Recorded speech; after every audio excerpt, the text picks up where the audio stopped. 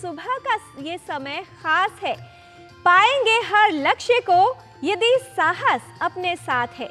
जीवन में कितनी भी हो चुनौतियां, दूर करेंगे उन्हें और पहुंचेंगे अपनी मंजिल तक, सफल भी होंगे। मन में ये दृढ़ विश्वास है। सुप्रभात एवं स्वागत है आपका इस विशेष कार्यक्रम में। मैं हूं किरण भारद्वाज।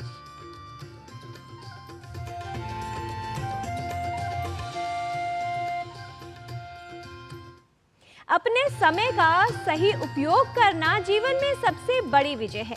जो समय की कद्र करता है, उसका सम्मान करता है, वो हर चुनौती को पार कर सकता है। इसलिए समय का सम्मान और पहचान दोनों ही आवश्यक है। और आइए इसके लिए देख लेते हैं आज का पंचांग। आज का पंचांग युगाब्द 5126, विक्रम संवत 2081, शक संवत 1946, दक्षिणायन, मार्गशीर्ष मास, कृष्ण पक्ष, एकादशी तिथि, मंगलवार, हस्त नक्षत्र। आज का दिन सभी के लिए मंगलमय हो। व्यक्ति की क्षमताएं सीमित नहीं होती, किंतु वो जो प्राप्त करना चाहता है उसका विचार सीमित होता है।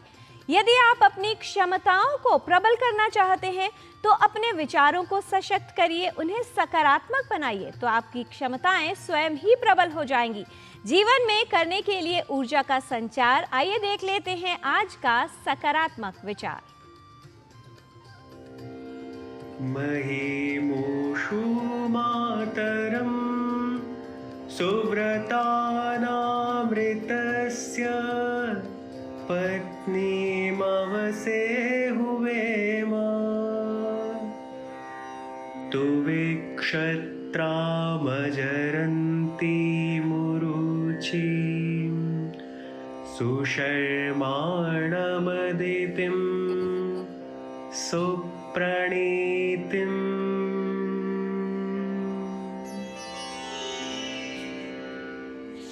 नारी महाशक्तिमती है, सुव्रती संतानों की माता है, सत्यशील पति की पत्नी है और भरपूर क्षात्र बल से युक्त है।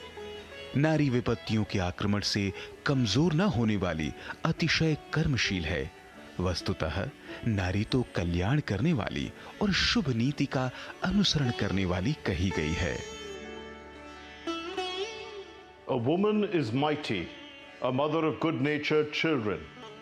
She is the wife of a truthful husband and possesses abundant heroic strength. A woman is very active, not weakened by the onslaught of calamities.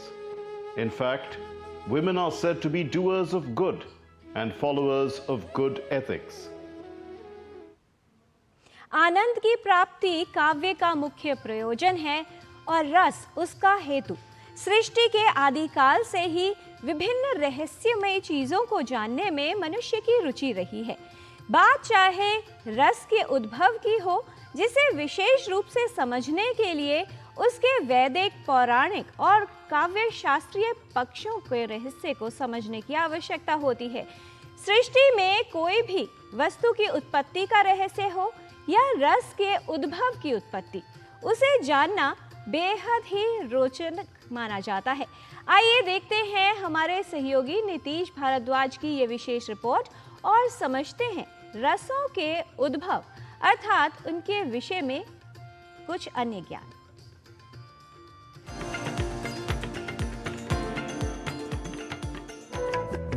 Sanskrit वाङ्मय सतत प्रवाहमान अमृत नदी है और इसकी काव्य कला कल कल निनाद करती सुधारस को प्रवाहित करने वाली त्रिपथगा मंदाकिनी है, जिसमें अवगाहन करने पर शब्द और अर्थ की अपूर्व मणिराशि उपलब्ध होती है। काव्य कला, नाट्य कला, संगीत कला संस्कृत वाङ्मय की एक महत्वपूर्ण विधा रही है, जिसको ऋषि मुनियों एवं आचार्यों ने अपनी अकाट्य प्रतिभा, अनुपम मनीषा, अलौकिक पांडित्य एवं असाधारण विवेचना कौशल से मंडित कर लोकप्रिय एवं व्यापक बनाने का विपुल प्रयत्न कर उसके सार तत्व रस को समस्त सहृदयों को आस्वादित कराया है। वास्तविक तौर पर देखा जाए तो काव्य रूपी मंदाकिनी के प्रवाहित होने का मुख्य प्रयोजन दुख संतप्तों के हृदयों को सुखान्वित करना है। जैसा कि कहा भी गया है, दुखार्तानाम श्रमार्तानाम शोकार्तानाम तपस्विनाम विश्राम जननम लोके नाट्यमेतद् भविष्यति। इसलिए आनंद की प्राप्ति काव्य का मुख्य प्रयोजन है और रस उसका हेतु। संसार में उत्पन्न विभिन्न वस्तुओं की रहस्यमयी उत्पत्ति के सदृश ही रसों के उद्भव का भी अपना एक रहस्य है। उन रहस्यों को जानने के लिए रस के उद्भव के वैदिक, पौराणिक, दार्शनिक, मनोवैज्ञानिक तथा काव्य शास्त्रीय पक्षों को जानना आवश्यक है। वस्तुतः रसों के वर्णन तथा आरंभ का मात्र नाट्य शास्त्र ही आधार नहीं है, अपितु यह भी वेदों के सदृश ही एक प्राचीन परंपरा है। विश्व का समस्त ज्ञान प्रायः वेदों की ही देन रही है। काव्य के मूलभूत तत्व रस, जिसे संस्कृत के आचार्यों ने काव्य रूपी पुरुष की आत्मा के रूप में स्थापित किया, उसके उद्भव का मूल भी वेद है। काव्य की आत्मा रस है। मूल रूप से रस के 4 भेद हैं: श्रृंगार, करुण, रौद्र और बीभत्स। नाट्य शास्त्र में सामान्य रूप से अथर्ववेद को रस का उद्गम स्थल माना गया है। रसान अथर्वणादपि। 4 वृत्तियां भी मानी गई हैं: कैशिकी, सात्वती, आर्भटी और भारती। ये वृत्तियां रसों की मातृकाएं मानी गई हैं। नाट्य दर्पण आदि ग्रंथों में इन्हीं वृत्तियों को रसों की मातृका कहा है और ये 4 वृत्तियां हैं, इन्हीं से ये रस अभिव्यक्त होते हैं। अतः मूल रूप रसों की संख्या 4 ही संगत होती है। पुराणों में काव्यात्मक विवेचन की दृष्टि से अग्नि पुराण का नाम प्रतिष्ठित है। इसमें काव्य शास्त्र संबंधी समस्त विषयों का वर्णन किया गया है। जिस प्रकार लोक में देवता और मनुष्यों के अभिमान से जो रति उत्पन्न होती है, जब वह रजोगुण के अनुराग से परिपुष्ट हो जाती है, तब श्रृंगार रस का उद्भव होता है। वही रति जब तमोगुण की उग्रता से परिपुष्ट होती है, तब रौद्र रस, रज और तम से वीर रस, सत्व और तम से बीभत्स रस का उद्भव करती है। अग्नि पुराणकार ने भी काव्य के मूल 4 रसों को ही स्वीकारा है। श्रृंगारात् जायते हासो, रौद्रात् तु करुणो रसः, वीरात् चाद्भुत निष्पत्तिः, स्यात् बीभत्सात् भयानकः। श्रृंगार, वीर, बीभत्स तथा रौद्र रसों में चित्त का विकास, चित्त का विस्तार, चित्त का क्षोभ तथा चित्त का विक्षेप क्रमशः इन रसों में पाया जाता है, जिसके आधार पर मूल इन 4 रसों की उत्पत्ति होती है। नाट्य शास्त्र की परंपरा के समान ही दशरूपककार ने भी इन मूल 4 रसों से भिन्न 4 रसों का उद्भव स्वीकार किया है। परंतु काव्य की एक दूसरी परंपरा भी है, जहां विषयों को श्रव्य परंपरा के आधार पर सुनकर सहृदय रसानुभूति करता है। श्रव्य परंपरा में रस के उद्भव को सुदृढ़ करने में गुण और छंदों का प्रमुख योगदान है। काव्य गुणों को काव्य शास्त्रीय आचार्यों ने रसों का आश्रय माना है। काव्यों में प्रयुक्त होने वाले माधुर्य, ओज तथा प्रसाद गुण से श्रृंगार, वीर आदि रसों का उद्भव होता है।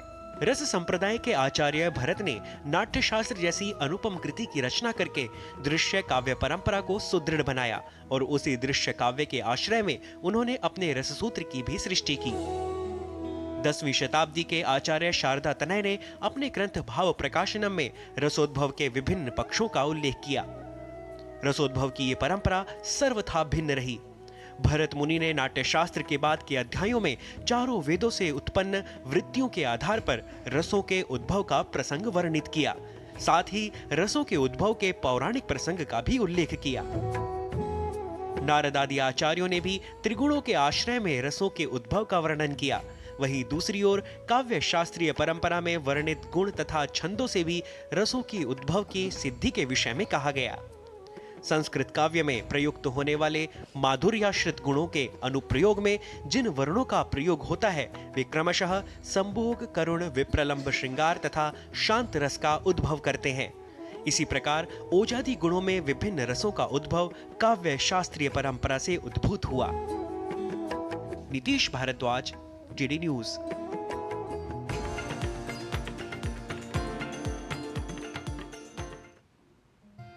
व्यक्ति को जिस विषय का ज्ञान नहीं होता वो उसे रहस्य में नजर आता है और ज्ञान ही अज्ञानता के अंधकार को दूर करता है। कुछ स्वास्थ्य समस्याओं के साथ भी ऐसा ही है। मिर्गी रोग जिसके कई कारण हो सकते हैं और बच्चों में कई तरह के प्रभाव भी हो सकते हैं। इसके विषय में सकारात्मक बात यह है कि इसका इलाज संभव है। बच्चों में मिर्गी रोग का क्या प्रभाव होता है और किस तरह से होना चाहिए, इसका सही प्रबंधन, आइए देखते हैं इस रिपोर्ट में।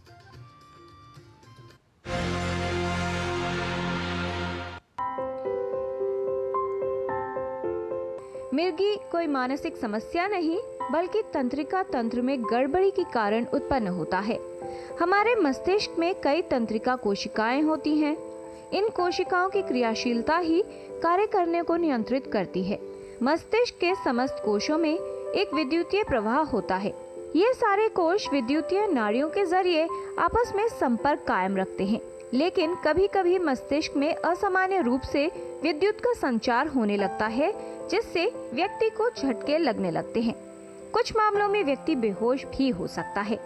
हर प्रकार का मूवमेंट जो दौरा हम समझते हैं वो हमेशा मिर्गी का दौरा नहीं होता। इसमें बहुत सी चीज़ें हैं, बहुत भ्रांतियां हैं जो हमें दूर करनी होती है। ये एक स्टिग्मेटाइज्ड डिजीज़ है जिसमें लोग कई बार खुल के बाहर नहीं आते और इसका इलाज नहीं लेते। मिर्गी का ये जो दौरे हैं ये बड़ों से, एडल्ट से थोड़ा भिन्न होते हैं। इनको पहचानना कई बार मुश्किल होता है, इसलिए हम कई बार रिक्वेस्ट करते हैं पेरेंट्स से कि अगर किसी भी तरीके की एक्टिविटी बच्चों में हो रही है उसका वीडियो बनाएं और वो डॉक्टर के साथ शेयर करें अगर उन्हें लगता है कि ये नॉर्मल एक्टिविटी से अलग है। ये कई बार मिर्गी की वजह से हो रहे होते हैं, कई बार और शिकायतें हैं जो मिर्गी की तरह प्रेजेंट करते हैं। कई भ्रांतियां हैं कि जैसे चप्पल जूता सुंघा देना या ये किसी ऊपरी हवा या किसी भूत पिशाच का असर हो। ये सारी चीज़ें इन लोगों को सही ट्रीटमेंट लेने से रोकती हैं। पूरी तरीके से ये डॉक्टरी सलाह के अंदर नहीं रहते और कई बार इलाज बहुत लंबा चलता है तो पेरेंट्स को हम लोगों ने देखा है वो ट्रीटमेंट बीच में छोड़ देते हैं। विद्युतीय संचार मस्तिष्क के अलग अलग भाग से उत्पन्न हो सकता है। मिर्गी का दौरा कुछ सेकंड से लेकर कुछ मिनटों तक हो सकता है। मिर्गी का दौरा समाप्त होने के बाद व्यक्ति सामान्य हो जाता है। मस्तिष्क के किस भाग से विद्युतीय तरंगें उत्पन्न हो रही हैं, उसके अनुसार इसके लक्षण भी भिन्न हो सकते हैं। मिर्गी रोग बच्चों से लेकर बड़ों तक किसी को भी प्रभावित कर सकता है।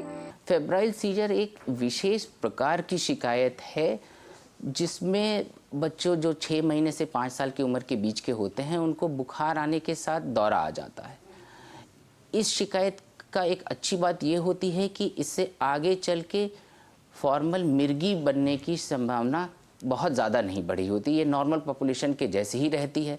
इनमें हम कई बार बहुत ज़्यादा दवाइयाँ नहीं शुरू करते। हमें पेरेंट्स को बताना होता है कि बुखार के समय ये बच्चे ऐसा कर सकते हैं, उस समय रोकथाम कैसे करें, उस समय एक्यूट केयर क्या करें, घर पे कैसे एक दौरे को रोक सकते हैं। उसके लिए एक पोजीशन होता है, रेस्क्यू पोजीशन हम बोलते हैं। हम पेरेंट्स को सिखाते हैं कि वो बच्चे को एक लेटल पोजीशन में लिटा लें, उनके कपड़े ढीले कर लें, आसपास की नुकीली चीज़ें हटा लें और अगर वो दौरा 2 मिनट के अंदर समाप्त नहीं हुआ तो एक स्प्रे होता है जो कि आजकल मार्केट में उपलब्ध है, उसको वो नाक के द्वारा दे के दौरे को वहीं रोक सकते हैं। इसके लिए हमें बराबर दवाओं की ज़रूरत ज़्यादातर नहीं पड़ती। मिर्गी के कई कारण हो सकते हैं। बच्चे के जन्म के समय ऑक्सीजन की आपूर्ति न हो पाना, कोई अन्य क्षति, टेपवर्म, न्यूरोसिस्टिसर्कोसिस, मस्तिष्क के संक्रमण जैसे मेनिंजाइटिस, सिर पे लगी कोई चोट या कई अन्य वजहों से भी मिर्गी की संभावना हो सकती है। मिर्गी का दौरा पड़ने पर इस दौरान यदि व्यक्ति को जोर से पकड़ने की कोशिश की जाए, बेहोशी की हालत में उसके मुंह में पानी डालना या फिर कोई अन्य वस्तु डालना गंभीरता को बढ़ा सकता है। रोगी को समय पर इलाज न मिले तो स्थिति गंभीर रूप ले सकती है। मिर्गी की सही पहचान और जल्द इलाज करवाना आवश्यक है। ये ब्रेन पे काफ़ी असर डालते हैं, ब्रेन का डेवलपमेंट को कई हद तक रोक सकते हैं, इसलिए इनका इलाज जितनी जल्दी हो सके शुरू करना बहुत ज़रूरी होता है। इलाज के लिए हम एक तो पेरेंट्स से उनका वीडियोस देख लेते हैं, बच्चे में किस प्रकार की मिर्गी है या किस तरीके के ये मूवमेंट हो रहे हैं उसको इस्टेब्लिश करते हैं और उसके साथ साथ कई बार EEG की जांच करते हैं जिससे हमें ब्रेन के अंदर किस तरीके की तरंगें चल रही हैं, किस तरीके की एक्टिविटी है, क्या एबनॉर्मेलिटी हो रही है, उसका इन्फॉर्मेशन मिलता है और हम एक डायग्नोसिस इस्टेब्लिश कर पाते हैं कि ये एक मिर्गी है और किस प्रकार की मिर्गी है। उसके ऊपर ट्रीटमेंट प्लान डिसाइड होता है, जिसमें सिर्फ मिर्गी को रोकने की दवाइयाँ ही नहीं, उसके साथ जो एसोसिएटेड प्रॉब्लम है उसके ऊपर भी डॉक्टर्स फोकस करते हैं। सही इलाज और सावधानी रखकर मिर्गी के रोगी के जीवन को सामान्य और सुरक्षित रखा जा सकता है। किरण भारद्वाज, डीडी न्यूज।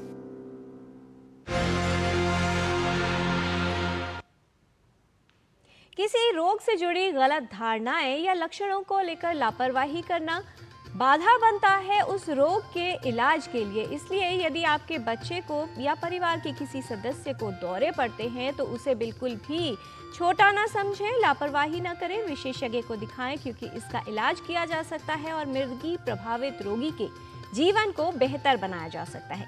यहाँ पर लेते हैं एक अल्प विराम। आप देखते रहिए डीडी न्यूज, हम जल्द लौटते हैं।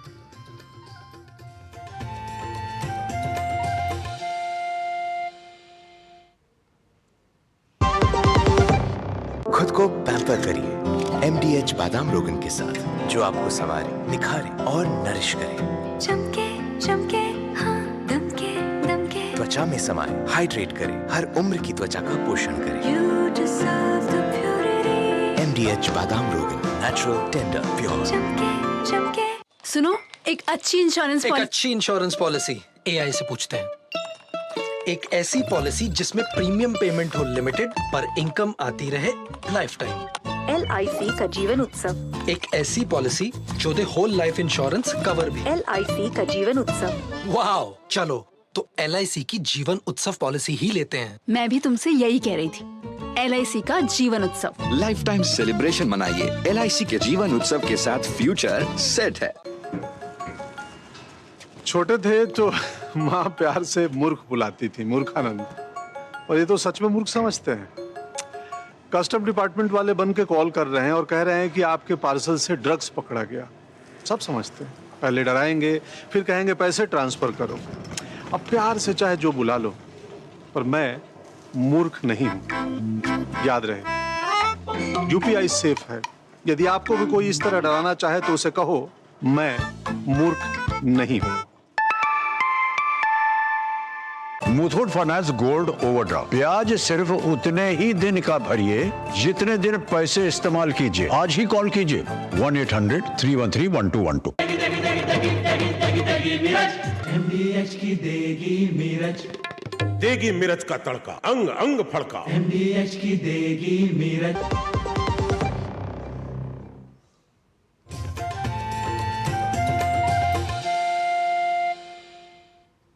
ब्रेक के बाद आपका स्वागत है। स्वास्थ्य ठीक रहे उसके लिए एक स्वस्थ जीवन शैली अपनाना आवश्यक है। नींद का अभाव कई तरह की स्वास्थ्य समस्याओं की संभावना को बढ़ाता है। अच्छे स्वास्थ्य के लिए नींद का विशेष महत्व है। यदि आपको नींद की कोई समस्या है तो इसमें योग आपके लिए राहत ला सकता है। आइए देखते हैं कुछ योगिक क्रियाएं जो बेहतर नींद में सहायक सिद्ध हो सकती हैं। आज भाग दौड़ भरी जिंदगी में जब हम रात को बिस्तर पर सोने जाते हैं तो नींद तो नहीं रहती, बल्कि विचारों का एक भंवर सा चलता रहता है।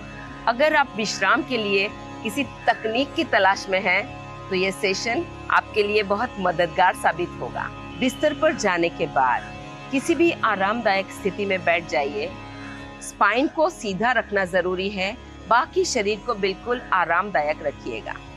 यहाँ हम करेंगे प्राणायाम रेचक।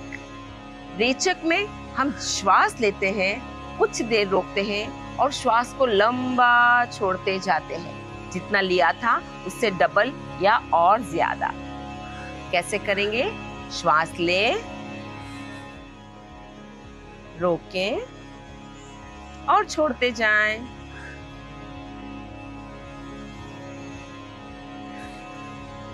नॉर्मल श्वास 5 से 10 राउंड करते ही आप पाएंगे कि विचारों का सिलसिला थम गया है, मन पूरी तरह शांत हो गया है। अब धीरे से करवट करके लेट जाना है।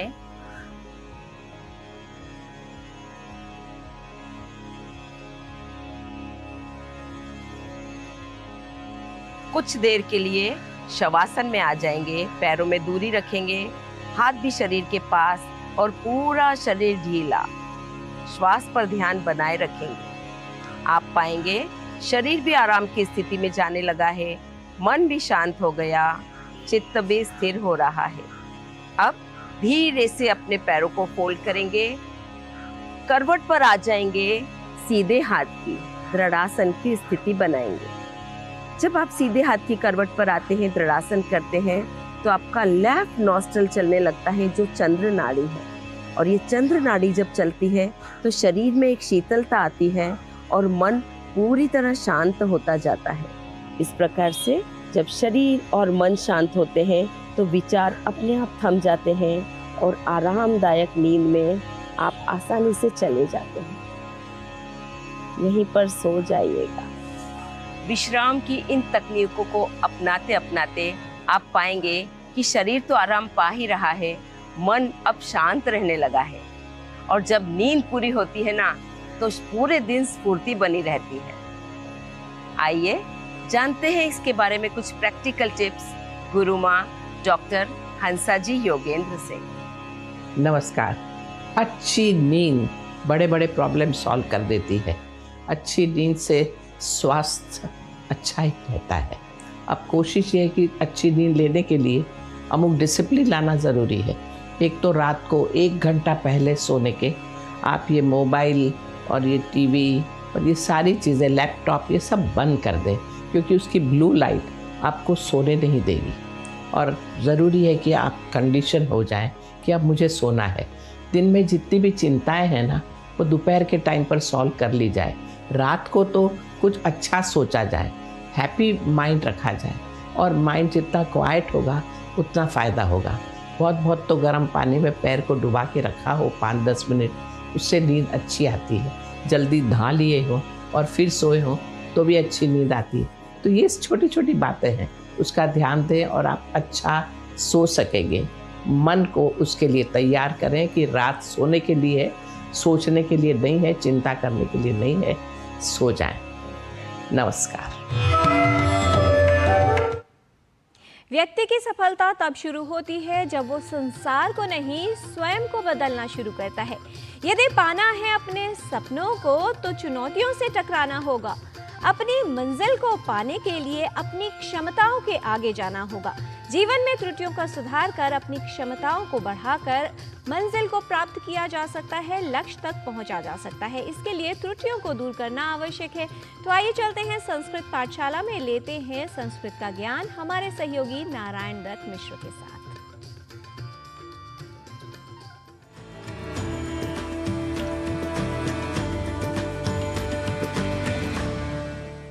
नमो नमः सर्वेभ्यः। स्वागतं करोमि अहं नारायण दत्तमिश्रः भवतां समेषां संस्कृत पाठशालायाः अभिनवकक्षायां। संस्कृत पाठशाला की कक्षा में इन दिनों आप शब्दों के शुद्ध उच्चारण और शुद्ध लेखन के बारे में जान रहे हैं और साथ ही कर रहे हैं कुछ वाक्यों का अभ्यास भी। पर आज बात एक ऐसे शब्द की जिसका अर्थ कुछ और है, पर संस्कृत के इतर भाषाओं में जो अर्थ स्वीकृत हो गया है, हम में से कई उसी अर्थ को लेकर संस्कृत में भी शीघ्रतावश या कई बार अनवधानतावश प्रयोग कर दिया करते हैं। जी हाँ, हम बात कर रहे हैं आज एक ऐसे ही शब्द की। वह शब्द है सत्ता, जिसका साधारण अर्थ संस्कृत में है होना, होने का भाव या अस्तित्व। देखिए, सत और तल या ता प्रत्यय से मिलकर बना है शब्द सत्ता, पर हिंदी आदि भाषाओं में इस अस्तित्व परक सत्ता शब्द का अर्थ नेतृत्व या शासन हो गया है। तो इस अर्थ विश्लेषण को समझने के बाद आइए कुछ वाक्यों का कर लेते हैं अभ्यास, ताकि सत्ता शब्द का वास्तविक अर्थ हमें भली भांति स्मृत रहे और शासन के अर्थ में सत्ता का प्रयोग हम न करें। जगति सत्ता जीवानाम, अर्थात संसार में जीवों की सत्ता या उपस्थिति है। केंद्र प्रशासने अस्ति सत्ता भाजपा इत्येतस्य दलस्य, अर्थात केंद्र प्रशासन में भाजपा इस दल की सत्ता या उपस्थिति है। देखिए, यहाँ अर्थात इस वाक्य में जिस सत्ता शब्द का प्रयोग हुआ है उससे आप इस भ्रम में न रहिएगा कि सत्ता का अर्थ संस्कृत में शासन है।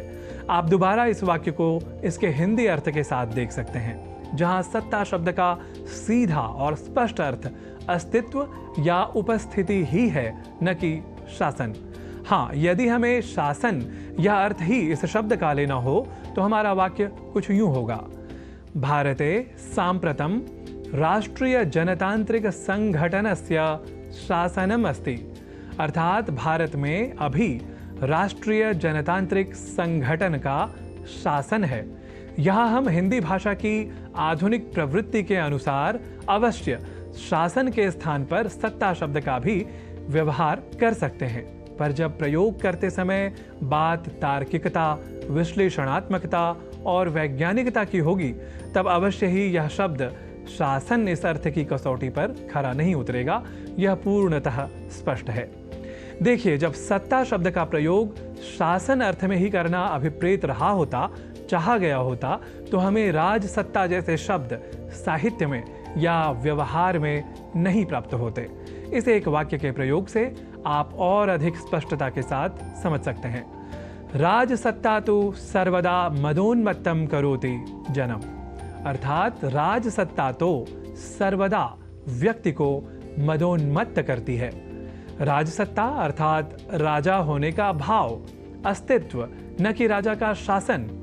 तो इस तरह आप स्वयं शब्दों और उन अर्थ स्वरूपों के प्रति तार्किक और विश्लेषणात्मक होकर सोचें तो साधारण प्रवृत्ति वह भी किसी दूसरी भाषा या कुछ समूह के व्यवहार से प्रभावित या कुप्रभावित होकर संस्कृत को दुष्प्रभावित होने से स्वयं को बचा सकेंगे और उससे भी कहीं अधिक संस्कृत के संस्कृतत्व की, संस्कृत के मूल स्वरूप की सुरक्षा और संरक्षा आप कर सकेंगे।